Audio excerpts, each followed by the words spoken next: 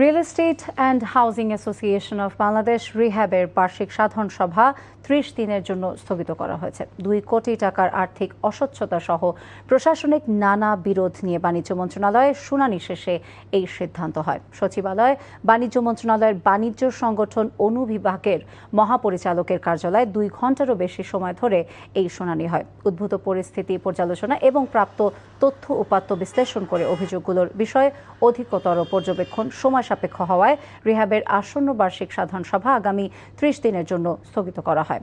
অভিযোগের মধ্যে রয়েছে বোর্ডের অনুমতি ছাড়া ২ কোটি টাকা ব্যয়, রিহ্যাব স্ট্যান্ডিং কমিটি এবং রিহ্যাব কমিটি সংক্রান্ত অনিয়ম, রিহ্যাবের কর্মচারীদের চাকুরিচ্যুতি, ক্রয় সংক্রান্ত স্ট্যান্ডিং কমিটি বিলুপ্তকরণ এবং কয়েকজন পরিচালকের সঙ্গে অসদাচরণ।